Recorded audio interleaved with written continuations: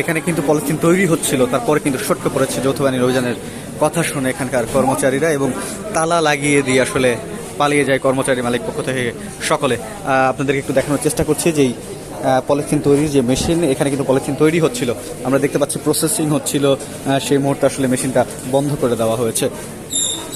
দেখছেন কিন্তু এইখানে এই সেই মেশিন যেখানে এই পলিথিনটা তৈরি হয়, নিষিদ্ধ পলিথিন তৈরি হয়, পরিবেশের জন্য অত্যন্ত ক্ষতিকর পলিথিন, সেটি কিন্তু এখানে তৈরি হয়।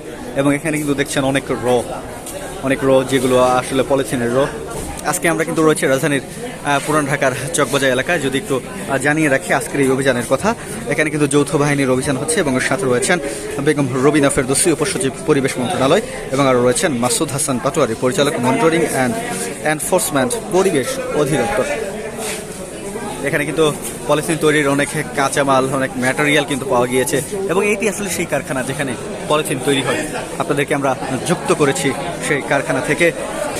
এই যে নিষিদ্ধ যে পলিথিন, সেই পলিথিন কারখানায় কিন্তু যারা এখানে অভিযান পরিচালনা করছেন তারা কিন্তু বলছেন এই অভিযানগুলো থামবে না। এখানে কিন্তু দেখছেন অনেক কাঁচামাল রয়েছে। আজকে কিন্তু দেখছি যৌথ বাহিনীর অভিযান, পুলিশ রয়েছে, সেনাবাহিনী রয়েছে, আনসার সদস্য রয়েছে, এবং সাথে রয়েছে বেগম রবিনা ফেরদৌসী, উপসচিব পরিবেশ মন্ত্রণালয়, এবং আরও রয়েছেন মাসুদ হাসান পাটোয়ারি, পরিচালক মনিটরিং অ্যান্ড এনফোর্সমেন্ট পরিবেশ অধিদপ্তর। দর্শক দেখছেন কিন্তু নিষিদ্ধ পলিথিনের বিরুদ্ধে কিন্তু অভিযান চলছে, এবং যৌথ বাহিনী কিন্তু এই অভিযান পরিচালনা করছে। যদি একটু জানিয়ে রাখি আজকে যেই অভিযান পরিচালিত হচ্ছে সেই অভিযান কিন্তু যৌথ বাহিনীর উদ্যোগে পরিচালিত হচ্ছে, এবং সাথে রয়েছেন বেগম রবিনা ফেরদৌসী, উপসচিব পরিবেশ মন্ত্রণালয়, এবং আরও রয়েছেন মাসুদ হাসান পাটোয়ারি, পরিচালক মনিটরিং অ্যান্ড এনফোর্সমেন্ট পরিবেশ অধিদপ্তর। এই যে নিষিদ্ধ পলিথিনের যে কারখানাগুলো রয়েছে, এই কারখানাগুলো কিন্তু আসলে সিলগালা করে দেওয়া হবে, এবং তালা ভেঙে কিন্তু ভিতরে ঢুকে মালামাল, কাঁচামাল সব কিছু কিন্তু আসলে জব্দ করা হয়েছে, এবং যাতে করে পরবর্তীতে তারা কোনো ধরনের কার্যক্রম এই কারখানার ভিতরে আসলে না চালাতে পারে, তার জন্য কিন্তু সাথে সাথে কিন্তু বিদ্যুৎ যে সংযোগ রয়েছে সেই সংযোগগুলো কিন্তু আসলে বিচ্ছিন্ন করা হচ্ছে। আপনি কিন্তু দেখতে পাচ্ছেন যে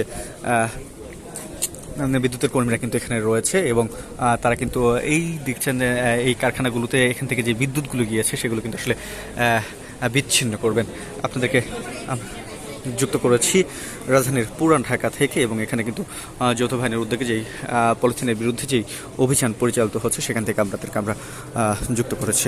আপনাদেরকে কিন্তু আমরা দেখাচ্ছিলাম এই নিষিদ্ধ ঘোষিত পলিথিনের বিরুদ্ধে যৌথ বাহিনীর যে অভিযান, সেই অভিযানের যে চিত্র, সেই চিত্র আপনাদেরকে আমরা দেখাচ্ছিলাম। বর্তমানে কিন্তু যে কারখানাগুলোতে ঢোকা হচ্ছে, যেগুলোতে মূলত পলিথিন তৈরি হয়, সেখানে কিন্তু আসলে তালা ভেঙে ঢুকে, কেননা যখন কিন্তু আসলে যারা মালিক এবং কারখানার কর্মচারী রয়েছেন তারা যখন জানতে পেরেছেন যে যৌথ বাহিনীর অভিযান পরিচালিত হবে, তখন কিন্তু তারা এখান থেকে সটকে পড়েছেন এবং তালা দিয়ে সটকে পড়েছেন। সেই তালা কিন্তু ভেঙে তারপরে কিন্তু আসলে এখানে কিন্তু অভিযান পরিচালনা করা হচ্ছে। ভিতরে যে কাঁচামাল, মালামাল, মেশিন সব কিছু কিন্তু আসলে জব্দ করা হচ্ছে। আপনাদেরকে আমরা যুক্ত করছি রাজধানীর পুরান ঢাকার চকবাজার থেকে।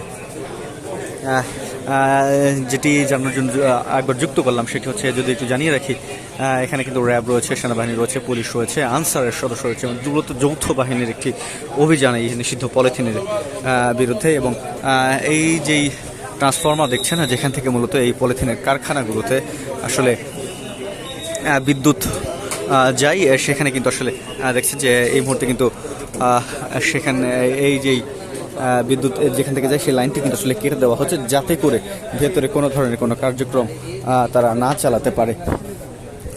দেখছেন কিন্তু একজন কর্মী কিন্তু উপরে উঠেছেন, এবং এখানে যে বিদ্যুতের যে লাইন রয়েছে সেই লাইনটি বিচ্ছিন্ন তিনি করছেন, যাতে করে কোনো ধরনের কোনো প্রকার এখান থেকে বিদ্যুৎ সরবরাহ না হয়, এবং তারা কারখানার ভিতরে যাতে আর ধরনের কোনো প্রকার লুকিয়ে বা চুরি করে বা গোপনীয় যাতে কোনোভাবে তারা কার্যক্রম পরিচালনা না করতে পারে।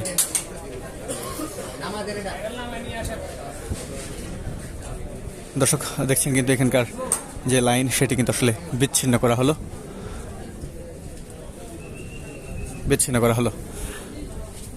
এখানকার বর্তমানে যে বিদ্যুৎ সংযোগ সেটি আসলে বিচ্ছিন্ন করা হলো এখান থেকে, যাতে করে কোনো ধরনের আর কোনো প্রকার কোনো কিছু তারা না চালাতে পারে। দর্শক, আপনাদেরকে আমরা যুক্ত করেছিলাম রাজধানীর পুরান ঢাকার চকবাজার এলাকা থেকে, যেখানে মূলত এই নিষিদ্ধ পলিথিনগুলো উৎপাদন করা হয়, সেই কারখানাগুলো অভিযান চলছে।